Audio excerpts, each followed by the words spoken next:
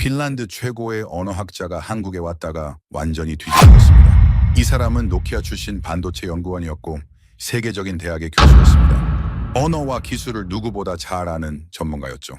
그런데 한글을 연구하러 왔다가 자신의 30년 신념이 송두리째 무너졌습니다. 처음에 이 사람은 한국을 무시했습니다. 30년 전 삼성에서 보낸 반도체 칩을 동료가 쓰레기통에 버릴 때 아무 말도 못했거든요. 일본 기술 뺏기는 나라, 전쟁 났던 가난한 나라, 그렇게 생각했습니다. 그런데 한국에 와서 한글을 배우기 시작하자 이상한 일이 벌어졌습니다. 네모난 글자 속에서 반도체 회로가 보이기 시작한 겁니다. 자음과 모음을 조합해서 무한한 소리를 만드는 원리. 그게 트랜지스터를 조합해서 무한한 회로를 만드는 원리와 똑같았습니다. 더 충격적인 건 따로 있었습니다. 전 세계 200개국 중에 최첨단 반도체를 만드는 나라가 딱 3곳뿐이라는 겁니다. 미국, 대만, 그리고 한국, 중국이 100조 원을 쏟아부어도 실패했고 일본조차 포기했습니다. 그런데 기름 한 방울 안 나는 작은 나라가 세계를 지배하고 있었습니다. 도대체 한글과 반도체 사이에 무슨 연결고리가 있는 걸까요? 세종대왕의 정신이 어떻게 2025년 평택 공장까지 이어진 걸까요? 그 놀라운 비밀을 지금 바로 시작합니다. 저는 핀란드 헬싱키에서 언어학을 가르치고 있는 에릭 린드버그입니다. 올해 58살이고 아내 헬레나와 딸 안나와 함께 살고 있죠. 지금은 대학 교수지만 원래 저는 엔지니어였습니다. 노키아에서 24년간 반도체를 연구했거든요. 노키아라고 하면 요즘 젊은 분들은 잘 모르시겠지만 한때는 전 세계 휴대폰 시장을 지배하던 제국이었습니다. 핀란드의 자존심이었죠. 저도 그 제국의 일원이라는 사실이 자랑스러웠습니다. 1992년 겨울이었습니다. 제 책상 위에 작은 소포 하나가 도착했죠. 발신지를 보니 리퍼블릭 오브 코리아 삼성이라고 적혀 있었습니다. 동료 마틴이 코웃음을 쳤습니다. 한국? 거기 전쟁 났던 나라 아니야? 일본 하청받아서 라디오나 조립하는 데가 무슨 반도체를 만든다고. 마틴은 소포를 열어보지도 않고 쓰레기통 옆으로 툭 밀어뒀습니다. 하지만 저는 달랐습니다. 호기심이 생겼거든요. 그래서 몰래 그 칩을 가져다가 현미경으로 들여다봤습니다. 그 순간 등골이 서늘해지는 전율을 느꼈죠. 회로 설계가 너무 치밀했습니다. 일본 제품을 흉내낸 짝퉁이 아니었어요. 뭔가 다른 철학이 느껴졌습니다. 마치 어둠 속에서 조용히 칼을 갈고 있는 무사의 눈빛 같았죠. 저는 마틴에게 말하려 했습니다. 이거 심상치 않다고요. 하지만 마틴의 비웃음이 두려웠습니다. 결국 아무 말도 하지 못했죠. 그냥 제 직감을 무시해버렸습니다. 그게 제 인생 최대의 실수였습니다. 15년이 지났습니다. 2007년 애플이 아이폰을 출시하면서 스마트폰 혁명이 일어났죠. 현실에 안주하던 노키아 제국은 거짓말처럼 무너져 내렸습니다. 핀란드 경제가 휘청거렸습니다. 2012년 저는 해고당했습니다. 24년을 바친 회사에서 쫓겨난 거죠. 그때 한국은 어땠을까요? 1997년 외환위기라는 국가부도 사태를 겪었습니다. 나라가 망한다는 그 절체절명의 순간에도 한국은 반도체 투자를 멈추지 않았습니다. 오히려 더 과감하게, 더 미친 듯이 기술에 매달렸죠. 2010년 한국이 메모리 반도체 세계 1위를 차지했을 때 저는 실직자 신세였습니다. 해고당한 후 저는 언어학으로 전향했습니다. 원래 대학에서 언어학을 부전공했거든요. 기술에 지친 마음을 언어 연구로 달래려 했습니다. 헬싱키 대학에서 강의를 시작했고 점차 자리를 잡아갔죠. 그러다가 한글을 알게 됐습니다. 딸 안나가 K-팝에 빠졌거든요. 방에 한국 아이돌 포스터가 가득하고 매일 한국 노래를 듣습니다. 가끔 안나가 한글로 된 가사를 보여주면서 물었죠. 아빠, 이 글자 어떻게 읽어요? 저는 처음에는 관심이 없었습니다. 그런데 어느 날 우연히 한글 구조에 대한 논문을 읽게 됐습니다. 충격이었죠. 자음은 발음기관의 모양을 본떠서 만들었고 모음은 천지인 철학을 담았다고요. 28자로 수만 개의 소리를 조합할 수 있다고요. 이건 단순한 문자가 아니었습니다. 완벽하게 설계된 시스템이었죠. 언어학자로서 저는 흥분하지 않을 수 없었습니다. 세계에서 가장 과학적인 문자라는 평가가 과장이 아니었거든요. 한글에 대해 더 연구하고 싶어졌습니다. 마침 한국의 한글학회에서 국제학술대회 초청장이 왔습니다. 서울에서 열리는 대회에 발표자로 참석해달라는 거였죠. 고민이 됐습니다. 30년 전 제가 무시했던 그 나라. 지금은 세계 반도체 시장을 지배하는 강국이 된 그 나라. 가도 될까요? 부끄럽지 않을까요? 하지만 학자로서의 호기심이 이겼습니다. 한글의 비밀을 직접 확인하고 싶었거든요. 아내 헬레나가 등을 떠밀었습니다. 가봐요, 여보. 새로운 시작이 될 수도 있잖아요. 딸 안나는 더 흥분했죠. 아빠 한국 가면 K-팝 굿즈 사다 줘요. 저는 웃으며 대답했습니다. 알겠다고요. 그렇게 저는 생애 처음으로 한국행 비행기에 올랐습니다. 30년 전 쓰레기통 옆에 밀쳐둔 그 칩의 나라로요. 한국에 오기 전부터 문제가 시작됐습니다. 옛 동료 마틴 코스키넨이 연락해왔거든요. 마틴은 노키아 몰라쿠 기술 비평가로 활동하고 있었습니다. 유럽 매체에 칼럼을 쓰면서 꽤 유명해졌죠. 마틴이 비웃으며 말했습니다. 에릭 한글 연구한다고? 그 네모난 글자가 뭐가 대단하다고? 한국은 여전히 일본 기술 베끼는 나라야. 반도체도 일본이 기초 닦아준 거고. 저는 반박하려다가 말았습니다. 30년 전처럼요. 마틴의 조롱이 두려웠거든요. 비행기 안에서 저는 계속 생각했습니다. 마틴 말이 맞을까요? 한국은 정말 일본의 아류에 불과할까요? 하지만 제 머릿속에는 30년 전 그 칩의 기억이 남아 있었습니다. 그 치밀한 회로 설계. 그건 흉내내서 만들 수 있는 게 아니었거든요. 13시간 비행 끝에 인천공항에 도착했습니다. 입국장을 나서니 한국어 간판들이 눈에 들어왔죠. 처음에는 해독 불가능한 기호처럼 보였습니다. 하지만 자세히 보니 뭔가 규칙이 느껴졌어요. 네모난 글자들 속에 일정한 패턴이 있었습니다. 세종학당에서 나온 이수진이라는 분이 저를 마중 나왔습니다. 32세의 밝은 여성이었죠. 유창한 영어로 인사하더니 곧바로 한국어로 전환했습니다. 교수님, 환영합니다. 한국어 배우실 준비 되셨죠? 저는 당황했습니다. 아직 한마디도 못하거든요. 수진이 웃으며 말했습니다. 걱정 마세요. 한글은 세상에서 가장 배우기 쉬운 문자예요. 하루면 읽을 수 있어요. 저는 반신반의했습니다. 하루 만에 새로운 문자를 읽는다고요? 서울 시내로 들어서니 거대한 빌딩 숲이 펼쳐졌습니다. 깨끗하고 현대적인 도시였죠. 30년 전 제가 상상하던 가난한 나라의 이미지는 어디에도 없었습니다. 도로 위로 최신형 자동차들이 달리고 곳곳에서 스마트폰을 들여다보는 사람들이 보였습니다. 그리고 그 스마트폰 속에는 한국산 반도체가 들어있겠죠. 첫 번째 목적지는 한양대학교였습니다. 한글과 과학의 연관성을 연구하는 김세종 교수를 만나기로 했거든요. 김 교수는 55살의 학자로 한글의 과학적 원리에 대한 권위자였습니다. 연구실에 들어서니 벽면 가득 한글 관련 서적이 꽂혀 있었습니다. 김 교수가 따뜻하게 맞아주셨죠. 린드버그 교수님, 먼 길 오시느라 수고하셨습니다. 한글에 관심 가져주셔서 감사해요. 저는 조심스럽게 질문했습니다. 한글이 정말 세계에서 가장 과학적인 문자인가요? 김 교수가 미소 지으며 대답했습니다. 과학적이라는 표현은 정확하지 않아요. 한글은 과학 그 자체입니다. 세종대왕이 15세기에 이미 음성학과 음운론을 완벽하게 이해하고 있었거든요. 김 교수가 칠판에 한글 자음을 그렸습니다. 기역은 혀뿌리가 목구멍을 막는 모양이에요. 리은은 혀가 윗잇몸에 닿는 모양이고요. 미음은 입술 모양이죠. 모든 자음이 발음기관의 형태를 본떠서 만들어졌어요. 저는 감탄하지 않을 수 없었습니다. 이건 단순한 문자가 아니었어요. 인체공학적 설계였죠. 김 교수가 계속 설명했습니다. 모음은 더 철학적이에요. 하늘을 뜻하는 점, 땅을 뜻하는 가로줄, 사람을 뜻하는 세로줄. 이 세 가지를 조합해서 모든 모음을 만들었죠. 저는 물었습니다. 왜 이렇게 체계적으로 만든 건가요?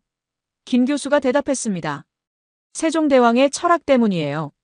누구나 쉽게 배울 수 있어야 한다. 백성들이 그를 몰라서 억울한 일을 당하는 걸 보고 마음이 아팠대요. 그래서 가장 쉽고 효율적인 문자를 만든 거죠. 누구나 쉽게. 그 말이 가슴에 박혔습니다. 저는 갑자기 이상한 생각이 들었죠. 복잡한 것을 단순하게 만드는 능력. 그게 한국인의 DNA에 새겨진 거 아닐까요? 반도체도 마찬가지 아닌가요? 나노 단위의 복잡한 공정을 체계화하고 단순화해서 대량 생산하는 거잖아요. 김 교수가 제 표정을 읽었는지 웃으며 말했습니다. 교수님, 뭔가 떠오르신 게 있으신 것 같은데요. 저는 솔직하게 대답했습니다. 한글과 반도체 사이에 연결고리가 있는 것 같아요. 아직 확실하지는 않지만요. 김 교수가 눈을 빛내며 말했습니다. 흥미로운 관점이에요. 저도 비슷한 생각을 해본 적 있거든요. 한글을 이해하면 한국인의 사고방식을 이해할 수 있어요. 그리고 그 사고방식이 한국 기술 발전의 비밀일 수도 있죠. 그날 밤 호텔로 돌아와서 저는 오랫동안 창밖을 바라봤습니다. 서울의 야경이 반짝이고 있었죠. 저 불빛들 속에 한국산 반도체가 들어있겠구나. 문득 평택이라는 도시가 떠올랐습니다. 세계 최대 반도체 공장이 있는 곳. 거기 가면 뭔가 답이 있을까요? 마틴에게서 메시지가 왔습니다. 한국 도착했어. 네모난 글자 연구 재미있냐? 시간 낭비하지 말고 빨리 돌아와. 저는 답장을 보내지 않았습니다. 뭔가 확신이 생기기 전까지는요. 다음 날 아침 국립한글박물관을 방문했습니다. 용산에 있는 현대적인 건물이었죠. 정미라 학예사가 직접 안내해주기로 했습니다. 38세의 지적인 여성이었는데 훈민정음 전문가라고 했습니다. 전시실에 들어서자마자 거대한 훈민정음 해례본 복제본이 눈에 들어왔습니다. 570년 전에 쓰인 책이라고요. 정미라가 설명을 시작했습니다. 세종대왕이 직접 창제 원리를 설명한 책이에요. 세계에서 유일하게 만든 사람과 만든 원리가 기록된 문자죠.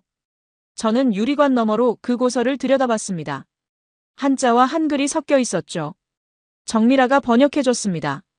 나라 말씀이 중국과 달라 한자와 서로 통하지 않으므로 백성들이 말하고자 하는 바가 있어도 끝내 제 뜻을 펴지 못하는 사람이 많다. 내 일을 불쌍히 여겨 새로 28글자를 만드노니 사람마다 쉽게 익혀 날마다 쓰기 편하게 하고자 할 따름이다. 저는 전율을 느꼈습니다. 570년 전 왕이 백성을 위해 문자를 만들었다니요. 유럽에서는 상상도 못할 일이었죠. 당시 유럽 왕들은 백성의 문맹을 오히려 이용했거든요. 정미라가 다음 전시실로 안내했습니다. 벽면에 한글 자음이 크게 그려져 있었죠. 이건 발음기관 모형이에요. 기역은 혀뿌리가 목구멍을 막는 모양이고 니은은 혀가 윗잇몸에 닿는 모양이에요. 리음은 입술, 시옷은 이빨, 이응은 목구멍 모양이죠. 저는 감탄했습니다. 인체공학적 설계군요. 정미라가 고개를 끄덕였습니다. 맞아요. 그리고 여기서 획을 더하면 소리가 세져요. 기역에 획을 더하면 키읔, 니은에 획을 더하면 디귿, 디귿에 획을 더하면 티읕. 규칙적이죠. 제 머릿속에서 뭔가가 번쩍였습니다. 이건 마치 프로그래밍 언어 같아요. 기본 단위를 조합해서 무한한 결과물을 만드는 거잖아요. 정미라가 눈을 빛내며 말했습니다. 맞아요. 세종대왕은 15세기에 이미 모듈화와 조합의 원리를 완성했어요. 모듈화. 그 단어가 머릿속에서 맴돌았습니다. 반도체 설계의 핵심도 모듈화거든요. 기본회로 블록을 만들어서 조합하는 거죠. 트랜지스터를 조합해 논리 게이트를 만들고 논리 게이트를 조합해 프로세서를 만들고요. 다음 전시실에는 한글 조합 원리가 설명돼 있었습니다. 자음과 모음을 조합해서 글자를 만드는 거죠. 기역과 아를 합치면 가, 니은과 아를 합치면 나. 여기에 받침을 더하면 더 많은 글자가 나와요. 가에 니은을 더하면 간, 미음을 더하면 감. 저는 중얼거렸습니다. 28자로 수만 개 소리를 만든다. 이건 효율의 극치야. 정미라가 덧붙였습니다. 실제로 한글은 영어보다 훨씬 적은 글자로 더 많은 소리를 표현할 수 있어요. 영어 알파벳 26자로 표현 못하는 소리도 한글로는 쓸 수 있죠. 그 순간 제 머릿속에서 번개가 쳤습니다. 한글의 조합 원리와 반도체 회로 설계 원리가 닮았다. 기본 단위를 체계적으로 조합해서 복잡한 결과물을 만드는 사고방식. 이게 한국인의 DNA에 새겨진 거 아닐까요? 저는 정미라에게 물었습니다. 혹시 한글과 한국 기술 발전의 연관성에 대해 연구한 사람이 있나요? 정미라가 고개를 갸웃했습니다. 직접적으로는 없는 것 같은데요. 왜 그러시죠? 저는 대답했습니다. 뭔가 보이기 시작해서요. 박물관을 나서면서 저는 확신했습니다. 여기에 한국 반도체의 비밀이 있다. 세종대왕의 정신이 어딘가에서 이어지고 있다. 호텔로 돌아와서 밤새 논문 초고를 썼습니다. 제목은 한글의 모듈화 원리와 한국기술 혁신의 상관관계. 아직 가설 단계였지만 흥분을 감출 수 없었죠. 김세종 교수에게 이메일을 보냈습니다. 의견을 듣고 싶다고요. 다음 날 김 교수에게서 답장이 왔습니다. 흥미로운 관점이지만 증명이 필요하다고요. 언어와 기술의 상관관계를 입증하기는 쉽지 않다고요. 저도 알고 있었습니다. 하지만 뭔가 있다는 직감이 강했죠. 문제는 외부 반응이었습니다. 제가 한국에서 한글을 연구한다는 소식이 학계에 퍼졌거든요. 일본 도쿄대의 다카하시 켄지 교수가 SNS에 글을 올렸습니다. 핀란드 학자가 한글과 기술의 연관성을 주장한다고. 언어와 기술을 연결하는 것은 비과학적 민족주의다. 한글은 과학적 문자이지만 그것이 반도체 기술과 직접 연결된다는 주장은 논리적 비약이다. 다카하시 교수는 일본의 저명한 언어학자였습니다. 그의 비판은 무게가 있었죠. 유럽 학자들도 동조하기 시작했습니다. 언어 결정론은 이미 학계에서 폐기된 이론이라고요. 언어가 사고방식에 영향을 준다는 건 증명되지 않았다고요. 마틴에게서도 연락이 왔습니다. 에릭, 내가 무슨 주장을 하는지 들었어. 한글이 반도체를 만들었다고. 정신 차려. 한국에 매수된 거 아니야? 저는 화가 났지만 반박할 증거가 없었습니다. 더 괴로운 건 제 내면의 의심이었습니다. 내가 정말 맞는 걸까? 박물관에서 느낀 그 직감이 착각은 아닐까? 30년 전에도 제 직감을 무시했는데 이번에는 반대로 직감만 믿고 덤비는 건 아닐까? 김세종 교수가 연락해왔습니다. 교수님, 기죽지 마세요. 비판은 학문 발전의 일부예요. 증거를 찾으면 됩니다. 직접 현장을 보시죠. 반도체 공장에서 일하는 사람들을 만나보시면 답이 보일 거예요. 현장이라고요? 저는 물었습니다. 네. 삼성전자 평택 캠퍼스요. 세계 최대 반도체 생산 시설이에요. 거기서 일하는 엔지니어들을 만나보시면 한국인의 사고방식을 직접 느낄 수 있을 거예요. 저는 망설였습니다. 그런 국가보안시설에 외국인이 들어갈 수 있나요? 김 교수가 웃으며 말했습니다. 제가 연결해 드릴게요. 제 제자 중에 삼성에서 일하는 친구가 있거든요. 며칠 후 연락이 왔습니다. 박현우라는 수석 엔지니어가 외부 투어를 허가해 줬다고요.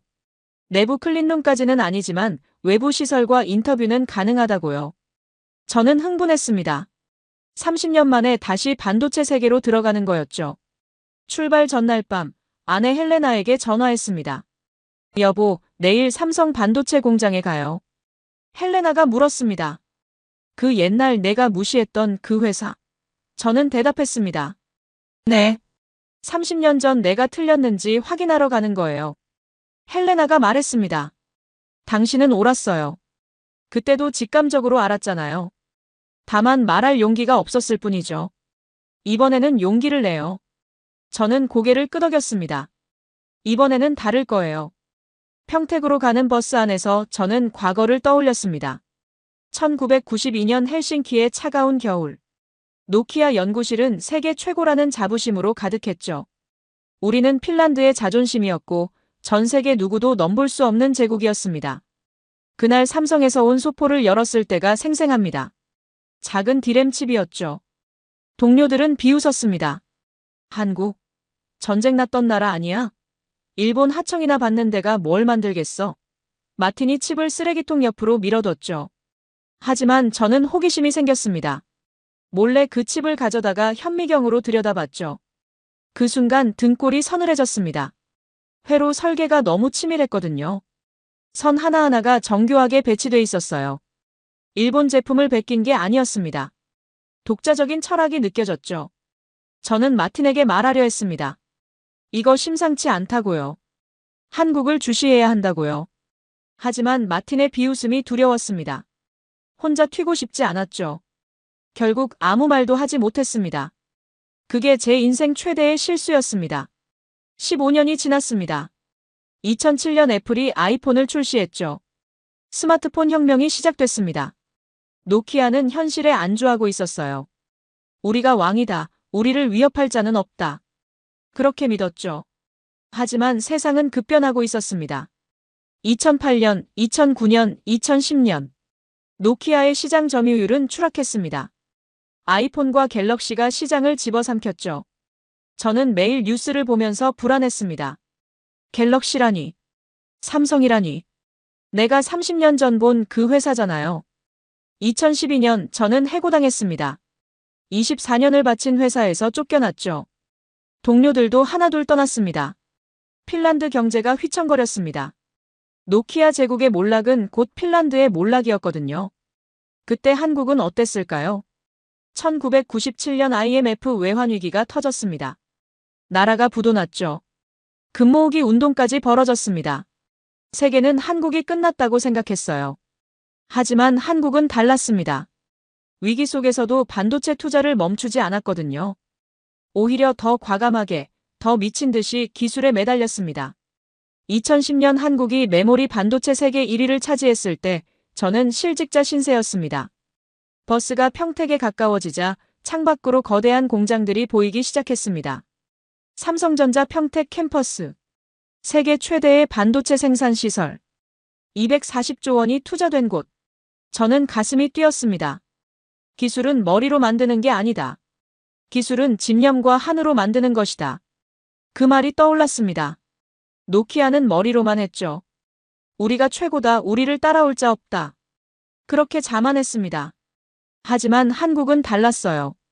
바닥까지 떨어져도 포기하지 않았죠. 저는 창밖을 바라보며 중얼거렸습니다. 30년 전 내가 틀렸다. 하지만 이제라도 알았으니 다행이다. 버스가 평택 시내로 들어섰습니다. 평택 캠퍼스 방문 전에 세종학당에서 한글 수업이 있었습니다. 이수진이 직접 가르쳐주기로 했죠. 일주일간 집중 과정이었습니다. 첫 수업에서 수진이 칠판에 한글 자음을 썼습니다.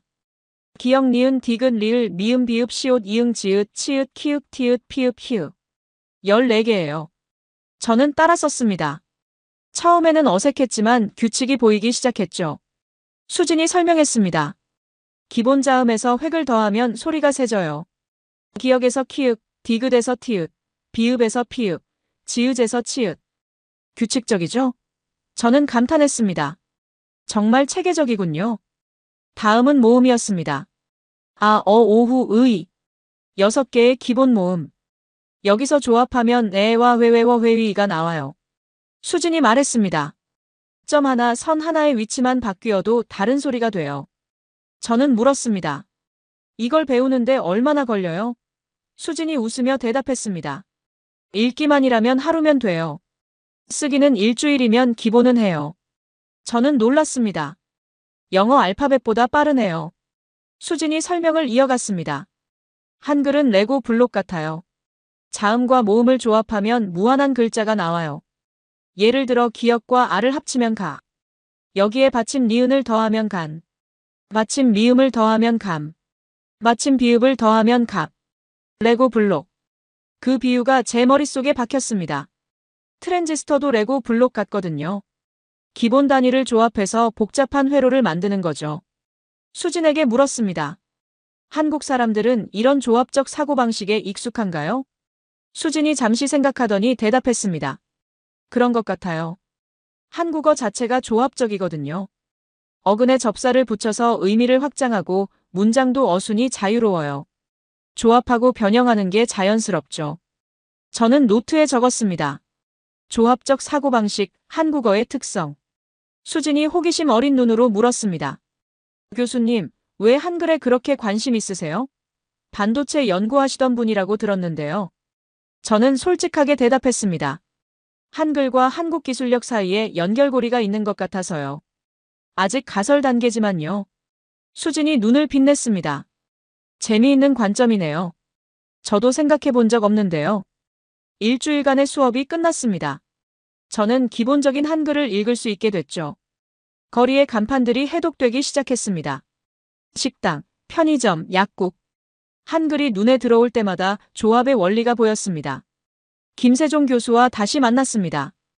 교수님, 한글을 배우니까 더 확신이 생겨요. 한글의 조합 원리가 한국인의 사고방식에 영향을 준 것 같아요. 김 교수가 고개를 끄덕였습니다. 흥미로운 관찰이에요. 이제 현장을 보시죠. 평택 캠퍼스 방문 준비됐어요. 한양대학교 연구실로 향했습니다. 안진호 교수를 만나러요. EUV 기술 국산화의 주역이라고 들었습니다. EUV는 극자외선이라는 뜻인데 반도체 공정의 꽃이라 불린다고요. 지구상에 자연적으로 존재하지 않는 빛을 다루는 기술이래요. 공기에 닿으면 바로 사라지기 때문에 진공 상태에서만 만들 수 있다고요. 연구실에 들어서니 온갖 장비들이 빼곡했습니다. 천장까지 닿는 기계들, 복잡한 배선들, 모니터에 뜨는 그래프들. 노키아 시절이 떠올랐습니다. 하지만 여기는 노키아보다 더 열정적인 에너지가 느껴졌어요. 젊은 연구원들이 바쁘게 오가고 있었죠. 안진호 교수님은 62살의 백발 신사였습니다. 눈빛이 형형했죠. 젊은이들보다 더 생기가 넘쳤습니다. 악수하면서 느꼈는데 손에 힘이 있었어요. 아직도 직접 실험하시는 분 같았습니다. 연구실 한쪽에는 안 교수님이 직접 작업하신 것 같은 장비들이 놓여 있었죠. 린드버그 교수님, 어서 오세요. 핀란드에서 오셨다면서요? 노키아 나라죠. 반도체 연구하시던 분이 언어학으로 전향하셨다고 들었어요. 저는 고개를 끄덕였습니다. 네. 노키아에서 24년 일했어요. 2012년에 해고당했죠.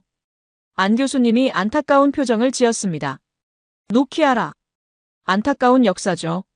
한때 세계를 지배하던 제국이었는데요. 우리도 그렇게 될 수 있다는 경고예요. 절대 현실에 안주하면 안 됩니다. 저는 물었습니다. EUV 기술 국산화가 얼마나 어려웠나요? 안 교수님의 표정이 진지해졌습니다. 창가로 걸어가시더니 먼 곳을 바라보셨죠. 불과 10여 년 전만 해도 한국은 이 분야 불모지였어요. 모든 소재와 장비를 일본이랑 유럽에서 수입했죠. 기술 종속 상태였습니다. 그들이 안 판다고 하면 우리는 손도 못 쓰는 처지였어요. 저는 물었습니다. 왜 직접 개발하려 하셨어요? 사서 쓰면 편하잖아요. 위험 부담도 적고요.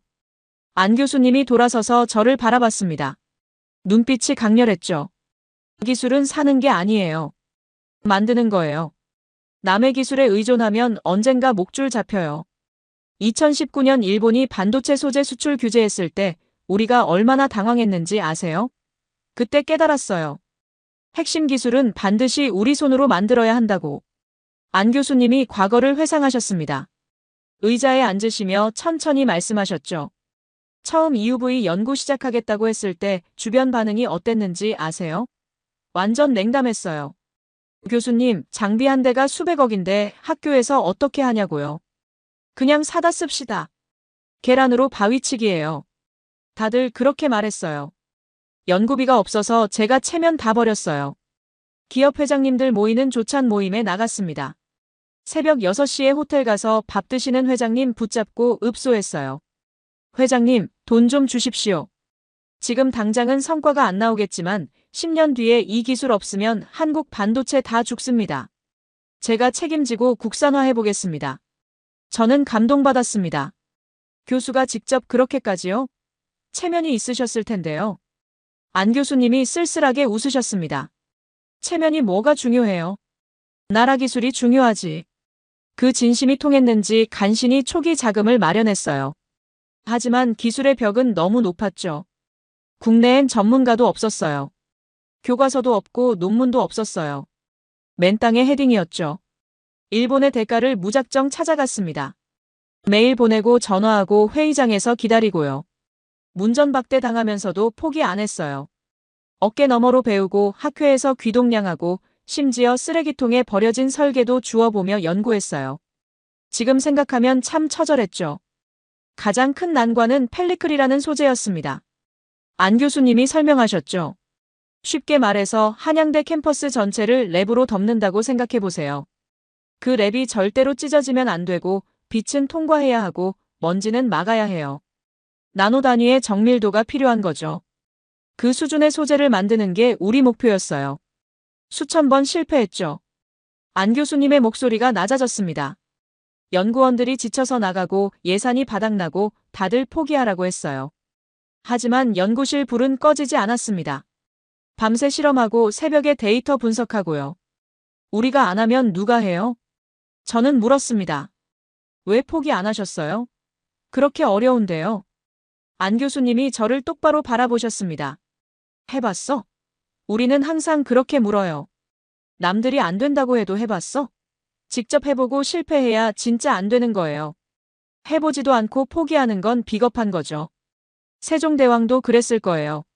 신하들이 반대했을 때 해봤어? 라고 물으셨겠죠. 해봤어. 그 세 글자가 제 가슴에 박혔습니다.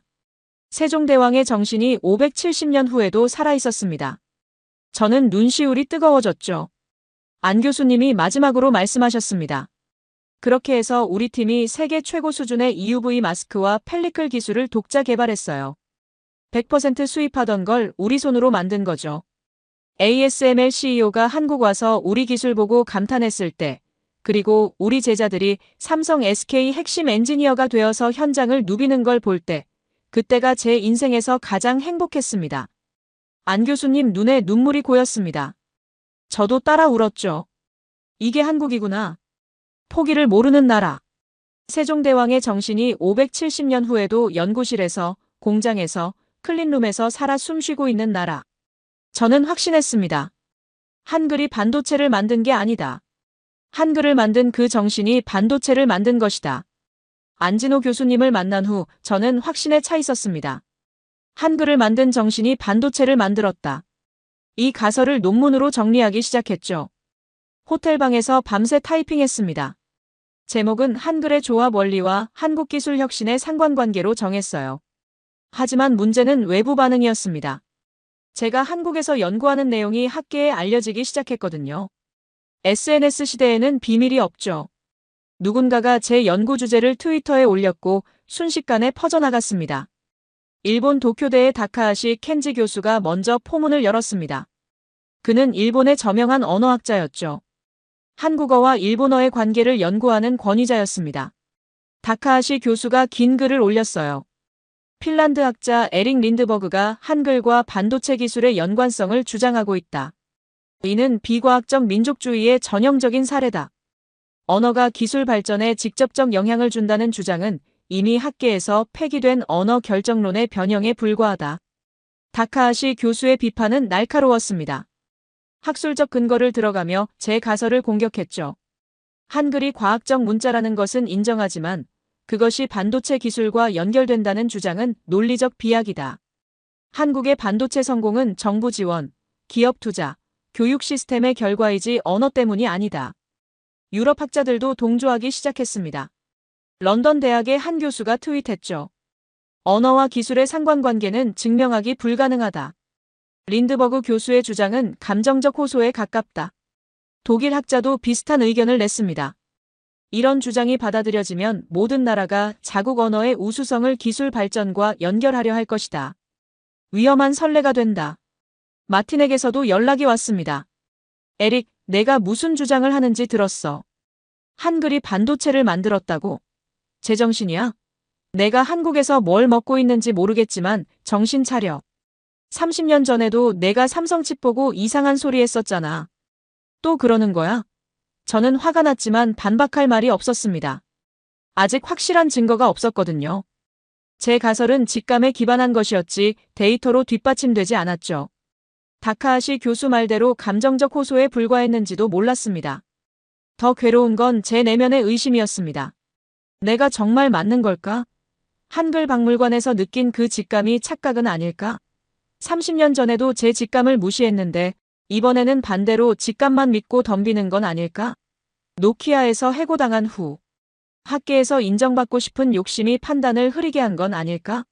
밤에 잠이 오지 않았습니다. 호텔 창문 너머로 서울의 야경이 보였죠. 반짝이는 불빛들. 저 불빛 속에 한국산 반도체가 들어있겠지. 하지만 그게 한글 때문이라는 걸 어떻게 증명하지? 아내 헬레나에게 전화했습니다. 여보, 나 실패한 것 같아. 다들 내 가설을 비웃어. 헬레나가 물었습니다. 당신은 어떻게 생각하는데? 저는 대답했습니다. 모르겠어. 확신이 있었는데 흔들려. 헬레나가 말했습니다. 30년 전에도 당신은 뭔가를 느꼈잖아. 삼성칩을 보고 이건 다르다고 했잖아. 그때 용기가 없어서 말 못했던 거잖아. 이번에도 포기할 거야?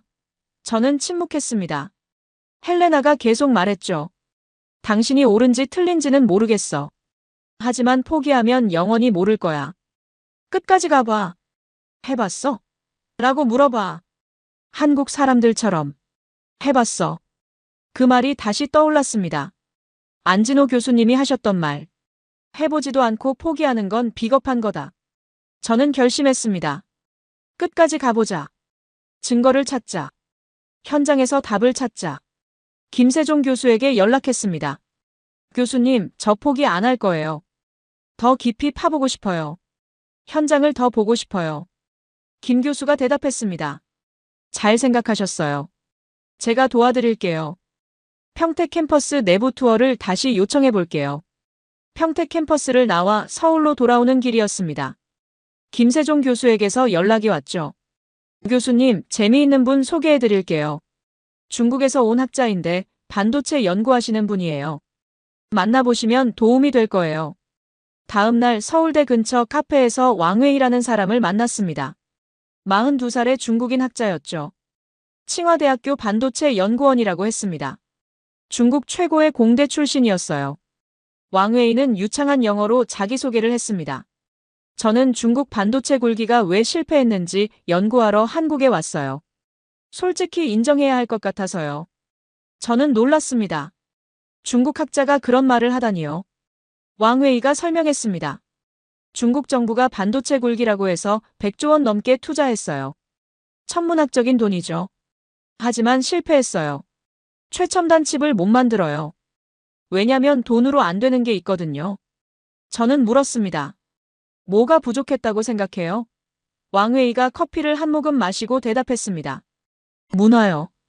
한국 엔지니어들은 뭔가 달라요. 포기를 모르는 것 같아요. 중국 엔지니어들은 돈 주면 일하고 돈 안 주면 안 해요. 하지만 한국 사람들은 달라요. 밤새워서라도 해요. 저는 제 가설을 설명했습니다. 한글의 조합 원리와 반도체 기술의 연관성에 대해서요. 왕웨이가 눈을 빛내며 들었습니다. 그리고 말했죠. 흥미로운 관점이에요. 언어가 사고방식에 영향을 준다는 건 언어학의 기본이잖아요. 사피어 마이너스 워프 가설이라고 하죠. 저는 고개를 끄덕였습니다. 네.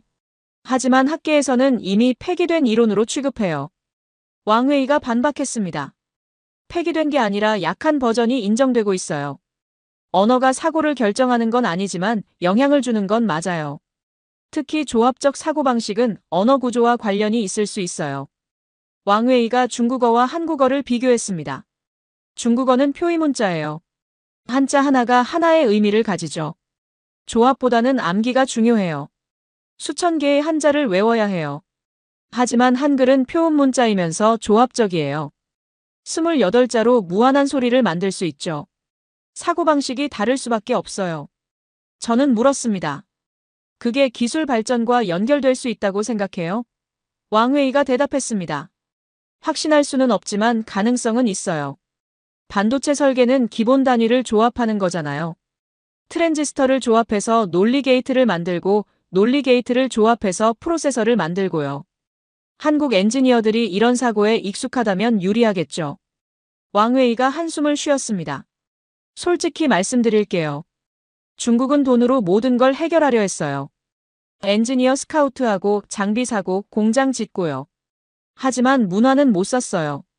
포기하지 않는 정신, 밤새워 일하는 헌신, 완벽을 추구하는 장인 정신. 이건 돈으로 안 돼요. 저는 물었습니다. 한국에서 뭘 배우고 가실 건가요? 왕웨이가 대답했습니다. 기술이 아니라 정신이요. 왜 한국인들은 포기하지 않는지, 왜 밤새워 일하는지, 그 원동력이 뭔지. 그걸 이해하고 싶어요. 교수님 가설이 맞다면 언어와 문화에서 답을 찾을 수 있겠죠. 우리는 2시간 넘게 이야기했습니다. 왕웨이는 솔직하고 겸손한 학자였어요. 자국의 실패를 인정하고 배우려는 자세가 인상적이었죠. 마지막으로 왕웨이가 말했습니다. 교수님, 가설을 포기하지 마세요. 다카하시 교수가 뭐라고 하든 상관없어요. 진실은 결국 드러나요. 저는 고마웠습니다. 예상치 못한 곳에서 동지를 얻은 거였죠. 중국 학자가 제 가설을 지지하다니. 왕웨이와 연락처를 교환했습니다. 앞으로도 의견을 나누기로 했죠. 호텔로 돌아오면서 생각했습니다. 한국의 성공은 우연이 아니다. 문화적 기반이 있다. 한글이 만든 조합적 사고방식, 세종대왕에게서 이어진 포기하지 않는 정신. 이게 반도체 기적의 비밀이다. 이제 이걸 증명해야 했습니다. 논문으로 정리해야 했죠. 다카하시 교수를 반박할 데이터가 필요했습니다. 본격적으로 논문 작성에 돌입했습니다. 제목은 한글 정신과 한국기술혁신 세종대왕에서 반도체까지로 정했죠. 김세종 교수님, 안진호 교수님, 박현우 수석, 최동혁 엔지니어 인터뷰를 모두 정리했습니다. 하지만 아직 부족했습니다. 삼성만 보면 편향될 수 있거든요. 다른 기업도 봐야 했죠. 김세종 교수님이 SK 하이닉스 방문을 주선해줬습니다. 이천 캠퍼스였어요. 이천으로 향하는 차 안에서 자료를 정리했습니다. SK 하이닉스는 HBM이라는 고대 역폭 메모리 분야에서 세계 1위라고요. HBM은 인공지능 시대의 핵심 부품이죠. 엔비디아 GPU에 들어가는 메모리예요. 챗GPT 서버도 이 메모리 없이는 안 돌아간다고요. 이천 캠퍼스도 평택 못지않게 거대했습니다. 강태호라는 35세 엔지니어가 안내해줬죠. HBM 기술 개발 담당이라고 했습니다. 태호가 설명했습니다. HBM은 메모리 칩을 수직으로 싸는 기술이에요. 납작하게 옆으로 붙이는 게 아니라 위로 싸는 거죠. 공간 효율이 높아지고 속도도 빨라져요. 하지만 열 문제가 심각해요. 칩을 쌓으면 열이 빠져나갈 곳이 없거든요. 저는 물었습니다. 그걸 어떻게 해결했어요? 태호가 대답했습니다. 수천 번 실험했어요. 소재를 바꾸고 구조를 바꾸고 냉각 방식을 바꾸고요. 안 되면 될 때까지 했죠. 결국 세계 최초로 12단 HBM을 만들었어요. 저는 익숙한 말을 들었습니다. 안 되면 될 때까지. 해봤어? 삼성에서도 들었던 말이었죠. SK 하이닉스에서도 같은 정신이 살아있었습니다. 태호에게 물었습니다. 한글과 반도체 기술 사이에 연결고리가 있다고 생각해요? 태호가 잠시 생각하더니 대답했습니다.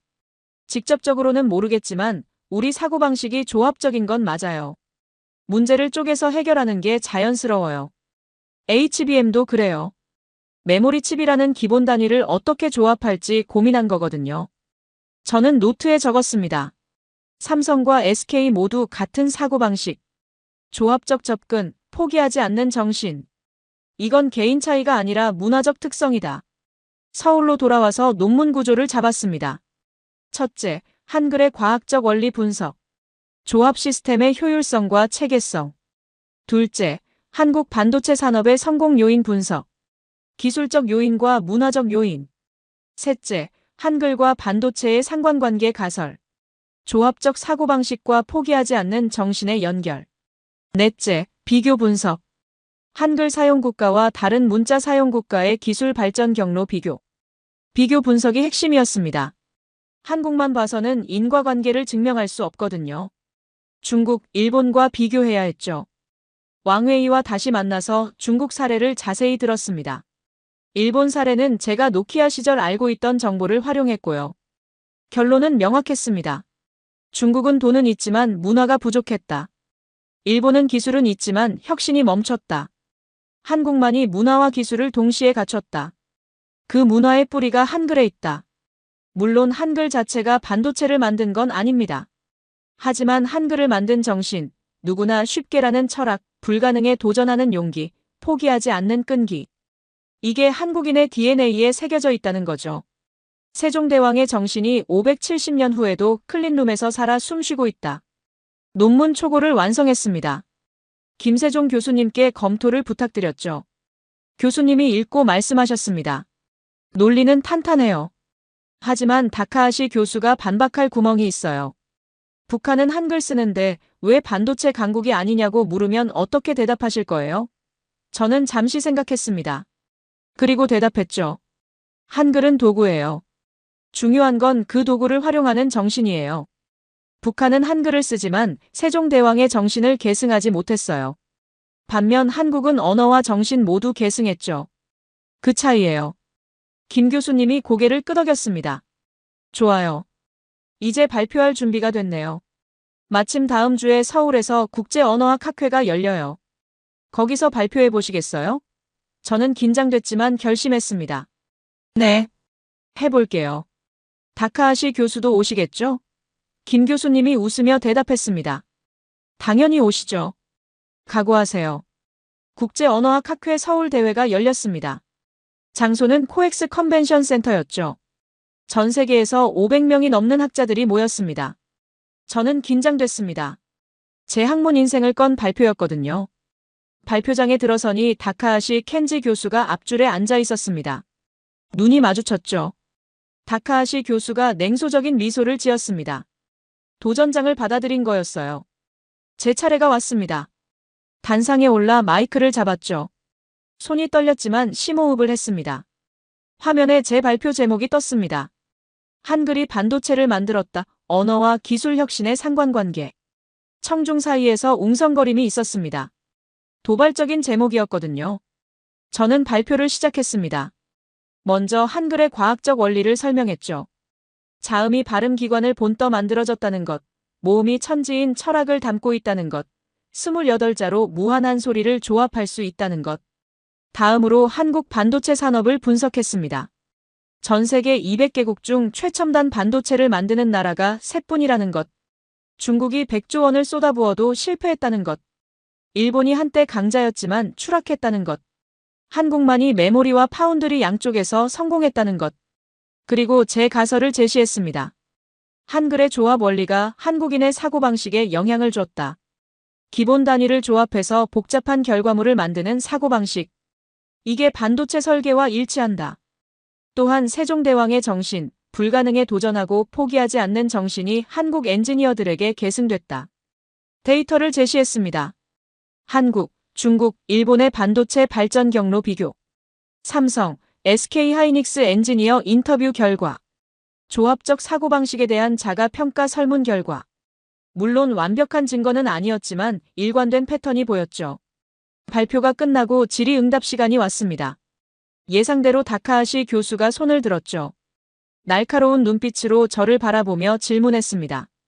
린드버그 교수, 흥미로운 발표였습니다. 하지만 몇 가지 근본적인 문제가 있어요. 첫째, 언어와 기술의 상관관계를 어떻게 증명하죠? 상관관계가 있다고 해서 인과관계가 있는 건 아닙니다. 한국이 반도체 강국인 이유는 정부 지원, 기업 투자, 교육 시스템 때문이지 한글 때문이 아닐 수 있어요. 둘째, 한글을 쓰는 북한은 왜 반도체 강국이 아니죠? 당신 논리대로라면 북한도 조합적 사고방식을 가져야 하고 반도체를 잘 만들어야 해요. 하지만 현실은 그렇지 않죠. 청중이 조용해졌습니다. 다카하시 교수의 질문은 날카로웠죠. 저는 침착하게 대답했습니다. 첫째 질문에 대해서요. 맞습니다.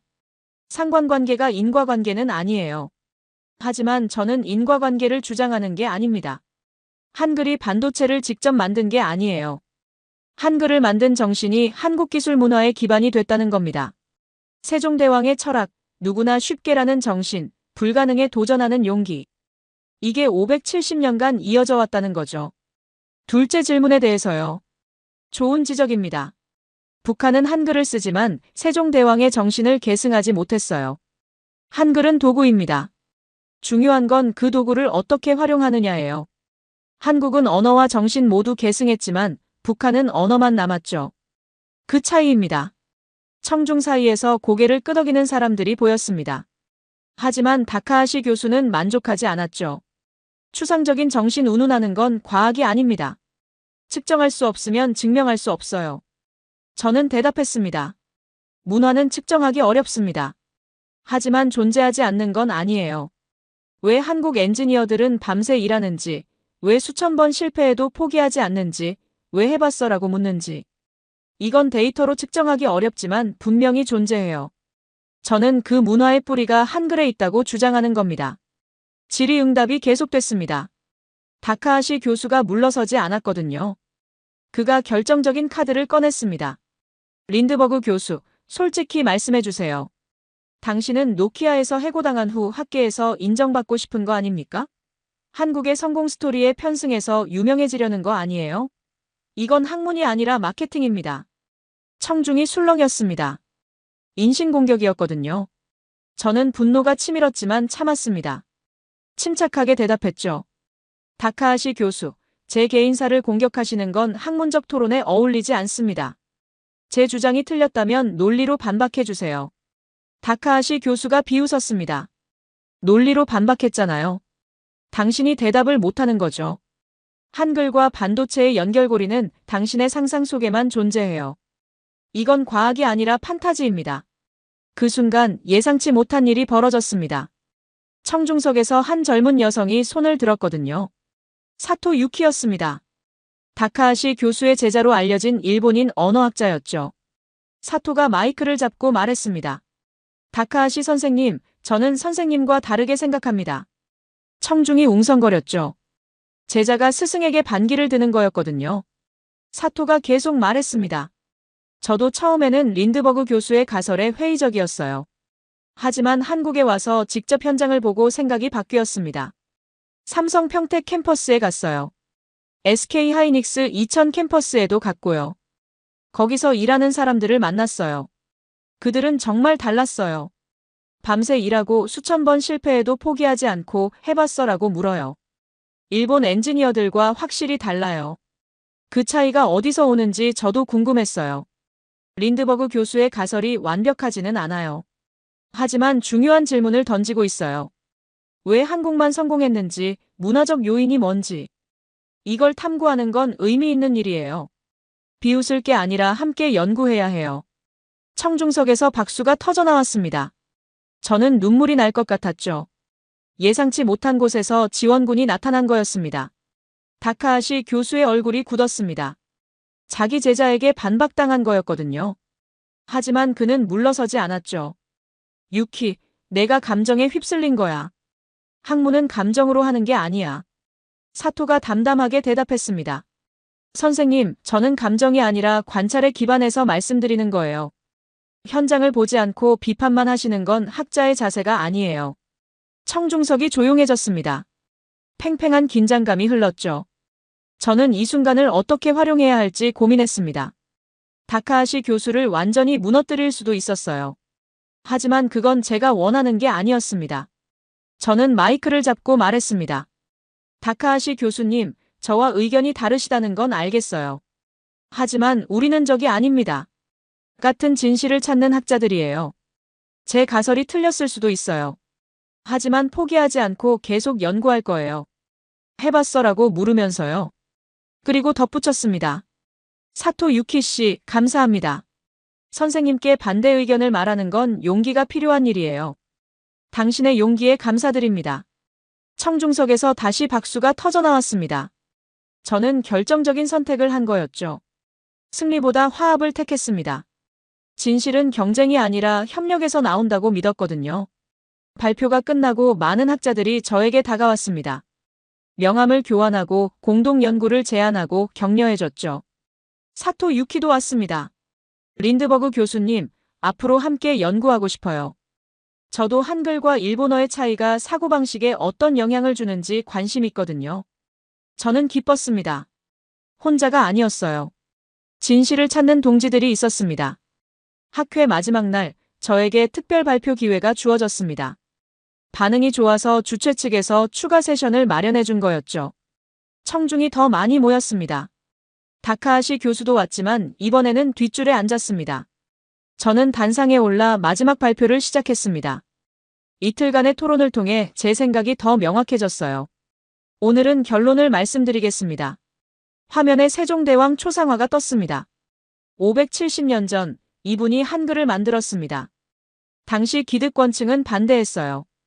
백성들에게 글자를 가르치면 통제가 어려워진다고요. 하지만 세종대왕은 포기하지 않았습니다. 해봤어라고 물었죠. 해보지도 않고 어떻게 안 된다고 하느냐. 화면이 바뀌었습니다. 삼성전자 평택 캠퍼스 야경이었죠. 570년 후 이곳에서 세계 최첨단 반도체가 만들어지고 있습니다. 수만 명의 엔지니어가 밤새 일하고 있어요. 그들도 해봤어라고 물어요. 수천 번 실패해도 포기하지 않아요. 저는 말했습니다. 한글 자체가 반도체를 만든 게 아닙니다. 하지만 한글을 만든 정신, 누구나 쉽게라는 철학, 불가능에 도전하는 용기, 포기하지 않는 끈기. 이게 한국인의 DNA에 새겨져 있습니다. 세종대왕의 정신이 570년 후에도 클린룸에서 살아 숨쉬고 있어요. 화면에 데이터가 떴습니다. 전 세계 200개국 중 최첨단 반도체를 만드는 나라는 셋뿐이에요. 미국, 대만, 한국. 중국은 100조 원을 쏟아부어도 실패했고, 일본은 한때 강자였지만 추락했어요. 왜 한국만 성공했을까요? 돈 때문일까요? 중국이 더 많이 투자했어요.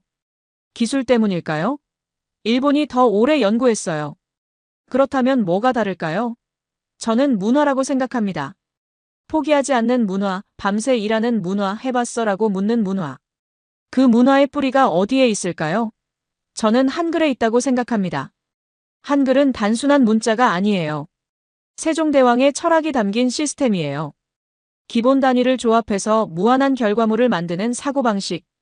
이게 한국인의 DNA에 새겨져 있어요. 물론 증명하기 어렵습니다. 문화는 측정하기 어려우니까요. 하지만 존재하지 않는 건 아니에요. 저는 현장에서 직접 봤습니다. 삼성 엔지니어들, SK 하이닉스 엔지니어들, 한양대 연구원들. 그들 모두 같은 정신을 갖고 있었어요. 마지막으로 저는 고백했습니다. 저는 30년 전 노키아에서 일했어요. 그때 삼성에서 보낸 칩을 봤습니다. 동료들은 비웃었지만 저는 뭔가 다르다고 느꼈어요. 하지만 용기가 없어서 말 못했죠. 그게 제 인생 최대의 실수였습니다. 오늘 저는 그 실수를 바로잡고 싶습니다. 한국은 위대한 나라입니다. 세종대왕의 정신을 계승한 나라입니다. 그 정신이 반도체 기적을 만들었어요. 저는 이걸 세상에 알리고 싶습니다. 발표가 끝났습니다. 잠시 침묵이 흘렀죠. 그리고 청중석에서 한 사람이 일어나 박수를 치기 시작했습니다. 김세종 교수님이었어요. 곧 다른 사람들도 일어났습니다. 기립박수가 터져나왔죠. 저는 눈물을 참을 수 없었습니다. 30년간 품어온 죄책감이 풀리는 것 같았어요. 무대에서 내려오니 많은 사람들이 악수를 청했습니다. 축하한다고, 용기 있다고, 감동적이었다고. 다카하시 교수는 아무 말 없이 자리를 떠났습니다. 하지만 저는 신경 쓰지 않았어요. 중요한 건 진실을 말했다는 거였으니까요. 학회가 끝나고 상황이 급변했습니다. 제 발표 영상이 유튜브에 올라갔거든요. 한국 매체들이 먼저 보도했습니다. 핀란드 학자, 한글이 반도체를 만들었다 주장. 기사 제목이 자극적이어서 클릭수가 폭발했죠. 곧 국제 매체들도 따라왔습니다. BBC가 먼저 보도했어요. 핀란드 언어학자가 밝힌 한국 반도체의 비밀. 뉴욕타임스도 기사를 냈죠. 한글 정신이 세계 반도체 시장을 지배하다. 월스트리트 저널은 경제적 관점에서 분석했습니다. 문화가 기술을 만든다. 한국 사례 연구. 제 논문도 주목받았습니다. 여러 학술지에서 게재 요청이 왔어요. 피어 리뷰를 거쳐야 했지만 관심이 뜨거웠죠. 학계에서 논쟁이 시작됐습니다. 지지하는 학자들도 있고 비판하는 학자들도 있었어요. 하지만 무시당하지는 않았습니다. 토론할 가치가 있는 주제로 인정받은 거였죠. 안진호 교수님에게서 연락이 왔습니다. 교수님, 놀라운 소식 들으셨어요? ASML CEO가 한국 방문했을 때 교수님 가설 이야기를 했대요. 흥미로운 관점이라고요. 저는 놀랐습니다. 세계 최대 반도체 장비 회사 CEO가 제 연구를 알고 있다니요. 한국 정부에서도 연락이 왔습니다. 문화체육관광부에서요. 한글의 가치를 세계에 알리는 데 기여해 주셔서 감사하다고요. 공식 감사장을 보내겠다고 했습니다. 저는 겸손하게 사양했죠. 제가 한 건 진실을 말한 것뿐이라고요. 삼성전자에서도 연락이 왔습니다. 박현우 수석이 전화했죠. 교수님, 위에서 관심을 갖고 있어요. 가능하시면 경영진과 만나보시겠어요? 저는 놀랐지만 수락했습니다. 며칠 후 삼성전자 본사를 방문했습니다. 노태문 대표이사를 만났죠. 그 유명한 끊임없는 혁신의 축적이 미래를 만든다고 말씀하신 분이었어요. 노 대표가 악수하며 말했습니다. 린드버그 교수님, 반갑습니다. 발표 영상 잘 봤어요. 감동적이었습니다. 저는 겸손하게 대답했습니다. 감사합니다. 저는 본대로 말했을 뿐이에요. 진짜 주인공은 현장에서 일하는 엔지니어들이죠. 노 대표가 고개를 끄덕였습니다. 맞아요. 우리 직원들이 진짜 주인공이에요. 밤새 일하고 수천 번 실패해도 포기하지 않고요. 그들이 있어서 삼성이 존재해요. 교수님이 그 정신을 세상에 알려주셨어요. 감사합니다. 저는 물었습니다. 그 정신은 어디서 오는 걸까요? 노 대표가 잠시 생각하더니 대답했습니다. 글쎄요. 저도 생각해 본 적 없는데요. 그냥 우리 DNA인 것 같아요. 세종대왕 때부터 그랬나 봐요. 안 되면 될 때까지 하는 거요. 저는 확신이 생겼습니다. 제 가설이 맞다는 걸요. 현장의 엔지니어부터 CEO까지 같은 정신을 공유하고 있었어요. 한글이 만든 문화 세종대왕이 심은 씨앗. 그게 570년 동안 자라서 이 거대한 반도체 제국을 만든 거였죠. 호텔로 돌아오면서 창밖을 바라봤습니다. 서울의 야경이 반짝이고 있었어요. 30년 전 제가 무시했던 나라. 지금은 세계를 지배하는 나라. 그 비밀을 제가 밝혀낸 거였죠.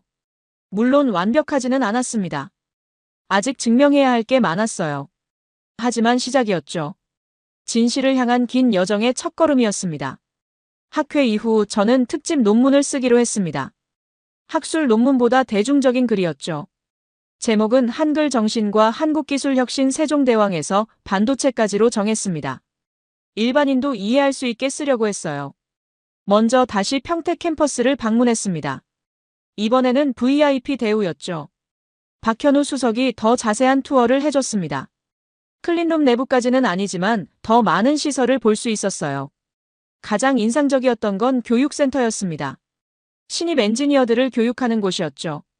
벽에 큰 글씨가 적혀 있었어요. 실패는 성공의 어머니다. 포기하지 않으면 반드시 된다. 교육 담당자가 설명했습니다. 우리는 실패를 두려워하지 말라고 가르쳐요.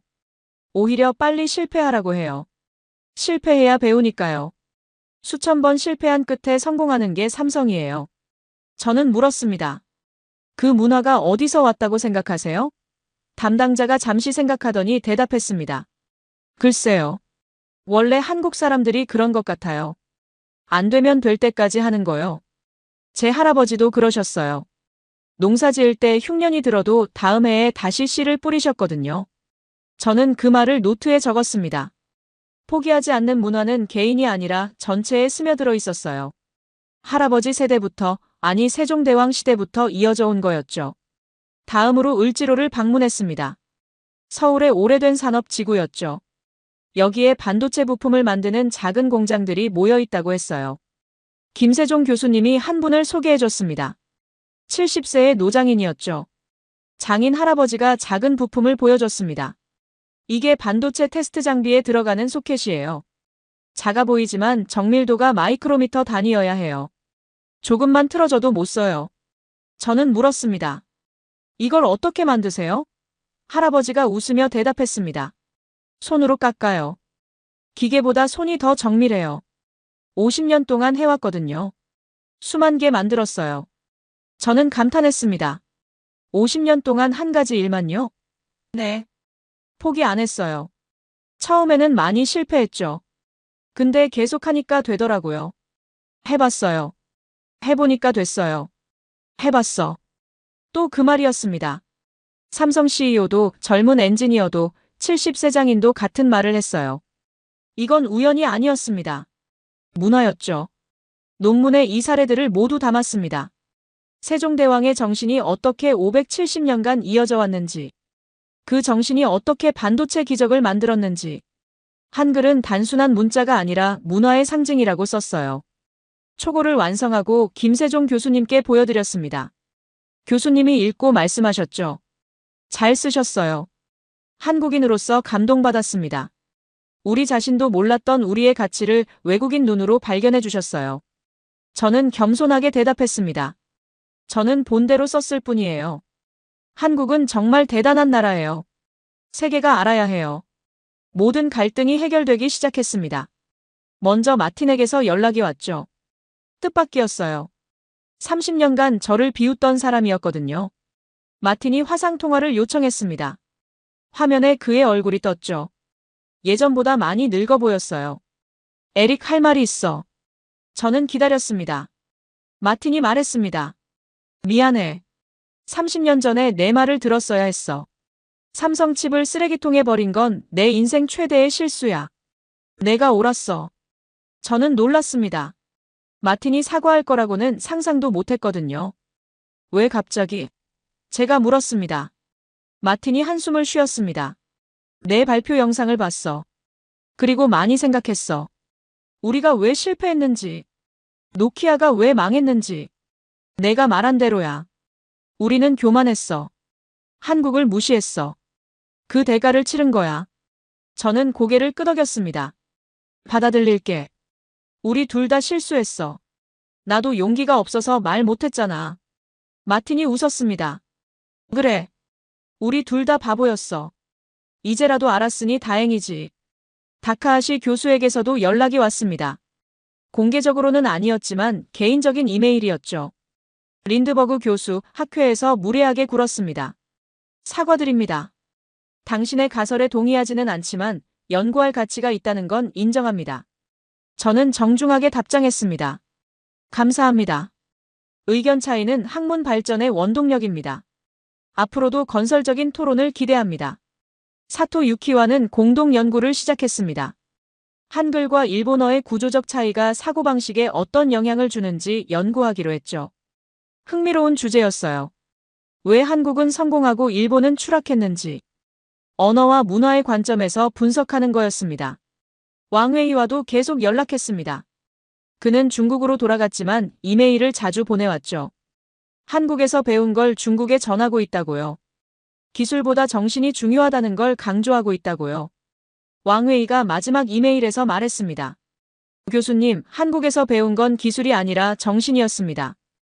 포기하지 않는 정신, 해봤어라고 묻는 정신. 이걸 중국에 심고 싶어요. 언젠가 중국도 한국처럼 될 수 있을 거예요. 저는 감동받았습니다. 제 연구가 한 사람의 생각을 바꿨어요. 그리고 그 사람이 다른 사람들을 바꾸고 있었죠. 작은 변화가 큰 변화를 만드는 거였습니다. 아내 헬레나와 딸 안나가 한국에 왔습니다.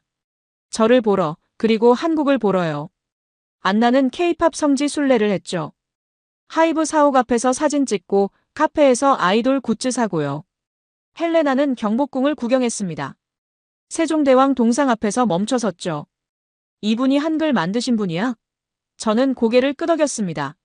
네. 570년 전에요. 헬레나가 말했습니다. 대단하네. 570년 전 왕의 정신이 아직도 살아있다니. 저는 가족과 함께 서울 시내를 걸었습니다. 한글 간판들이 눈에 들어왔죠. 이제는 읽을 수 있었어요. 식당, 편의점, 약국. 각각의 글자에서 조합의 원리가 보였습니다. 안나가 물었습니다. 아빠, 한국어 할 줄 알아? 저는 웃으며 대답했습니다. 조금. 안녕하세요. 감사합니다. 사랑해요. 안나가 박수 쳤습니다. 와, 아빠 대박. 한국에서의 마지막 주가 됐습니다. 헬싱키로 돌아가기 전에 도움 준 모든 분들께 인사를 드려야 했죠. 먼저 세종대왕 동상을 찾았습니다. 광화문 광장에 있는 거대한 동상이었죠. 저는 동상 앞에서 한참을 서 있었습니다. 570년 전 이분이 한글을 만들었어요. 그 정신이 지금까지 이어지고 있죠. 마음속으로 말했습니다.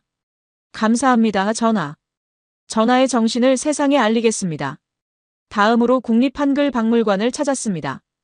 정미라 학예사와 작별 인사를 했죠. 정미라가 말했습니다. 교수님 덕분에 한글의 가치가 세계에 알려졌어요. 감사합니다. 저는 겸손하게 대답했습니다. 저야말로 감사해요. 한글을 알려주셔서요. 세종학당으로 이수진을 찾았습니다.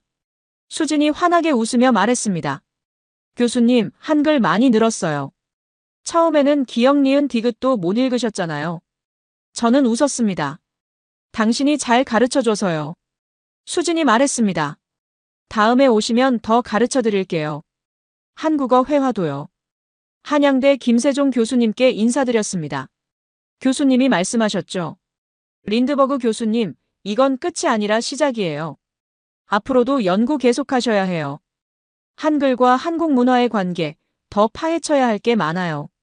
저는 고개를 숙였습니다. 네. 계속 연구하겠습니다. 안진호 교수님도 찾아뵀습니다. 연구실이 여전히 바빴죠. 젊은 연구원들이 분주하게 오가고 있었어요. 안 교수님이 말씀하셨습니다. 교수님 발표 덕분에 우리 연구실이 유명해졌어요. 외국 학자들이 방문하고 싶다고 연락이 많이 와요. 저는 기뻤습니다. 도움이 됐다니 다행이에요. 삼성전자 평택 캠퍼스로 박현우 수석을 찾았습니다. 박 수석이 말했습니다. 교수님, 우리 엔지니어들이 교수님 영상 보고 감동받았어요. 자기들 일이 세상에 알려져서 뿌듯하대요. 저는 고개를 끄덕였습니다. 그분들이 진짜 영웅이에요. 저는 대변인일 뿐이죠. 박 수석이 선물을 줬습니다. 작은 상자였죠. 열어보니 반도체 칩이 들어있었어요. 삼성 로고가 새겨진 최신 디램이었습니다. 박 수석이 말했습니다. 30년 전 교수님이 보셨던 그 칩의 후손이에요. 많이 발전했죠? 저는 눈물이 났습니다. 30년 전 쓰레기통 옆에 밀쳐뒀던 그 칩. 지금은 세계 최첨단 반도체가 됐어요. 한국의 발전이 손안에 느껴졌습니다. 마지막으로 을지로를 찾았습니다. 70세장인 할아버지를 뵀죠. 할아버지가 웃으며 말씀하셨습니다. 또 왔어요? 교수님 때문에 나도 유명해졌어요. 손주가 할아버지 대단하다고 하더라고. 저는 웃었습니다. 할아버지가 대단하신 거예요. 50년 동안 한 가지 일만 하셨잖아요. 할아버지가 고개를 저었습니다. 대단한 거 아니에요. 그냥 포기 안 했을 뿐이에요. 해봤어. 해보니까 됐어. 해봤어. 그 말을 마지막으로 들었습니다. 한국에서의 모든 여정을 관통하는 말이었죠. 세종대왕도 CEO도 엔지니어도 장인도 같은 말을 했어요. 이게 한국이었습니다. 공항으로 가는 차 안에서 창밖을 바라봤습니다. 서울의 스카이라인이 멀어지고 있었죠. 언젠가 다시 올 거예요. 이 나라가 더 궁금해졌거든요. 1년이 지났습니다. 제 책 한글이 만든 기적 언어와 기술의 비밀이 출간됐죠.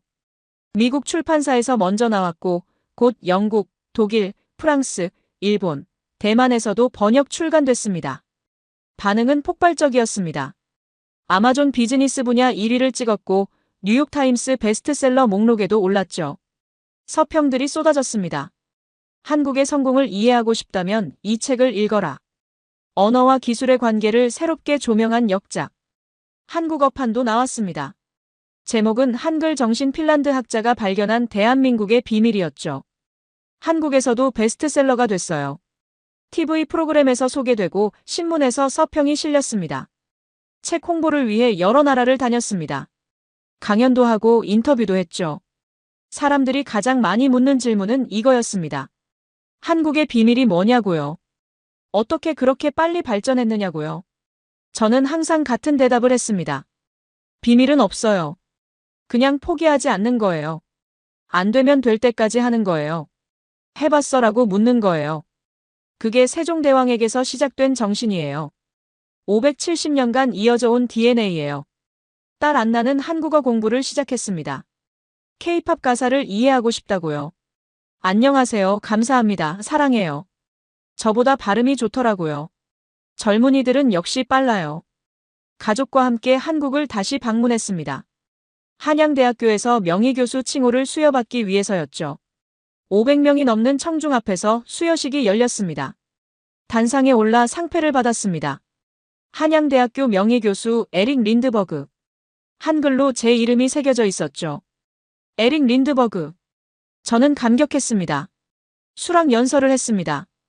저는 30년 전 이 나라를 무시했습니다. 그게 제 인생 최대의 실수였어요. 하지만 한국은 포기하지 않았습니다. 세종대왕의 정신으로 반도체를 만들었습니다. 저는 이제 압니다. 기술은 집념과 한으로 만드는 것이라는 걸. 청중석에서 박수가 터져나왔습니다. 저는 눈물을 참을 수 없었죠. 수여식이 끝나고 평택 캠퍼스로 향했습니다. 마지막으로 그 야경을 보고 싶었거든요. 밤이 되자 수만 개 조명이 켜졌습니다. SF 영화 속 우주정거장처럼 빛나고 있었죠. 저는 멀리서 그 불빛을 바라봤습니다. 가족과 함께요. 안나가 물었습니다. 아빠, 저게 다 반도체 공장이야? 저는 고개를 끄덕였습니다. 응. 저기서 세계 최첨단 반도체가 만들어지고 있어. 헬레나가 말했습니다. 아름답다. 마치 별처럼 빛나네. 저는 고개를 끄덕였습니다. 응. 저건 한국의 별이야. 세종대왕의 정신이 빛나는 거야. 마음속으로 다짐했습니다. 앞으로도 이 이야기를 전하겠다고요. 한글의 정신을, 한국의 기적을, 포기하지 않는 DNA를 세계가 알아야 해요. 비행기가 이륙할 때 창밖으로 한국이 보였습니다. 점점 작아지는 불빛들을 바라보며 중얼거렸습니다. 고마워요, 한국. 고마워요, 세종대왕. 덕분에 제가 달라졌어요. 구름 위로 떠오른 비행기 안에서 저는 노트북을 열었습니다. 새 글을 쓰기 시작했죠. 제목은 이랬습니다. 다시 한국으로 한글 정신을 찾아서. 이야기는 끝나지 않았습니다. 이제 시작이었죠. 평택의 불빛은 오늘 밤도 꺼지지 않을 겁니다. 그 불빛이 있는 한국의 미래는 밝습니다. 그리고 저는 그 불빛을 세상에 알리는 사람이 될 겁니다. 해봤어? 네. 해봤어요. 그리고 됐어요.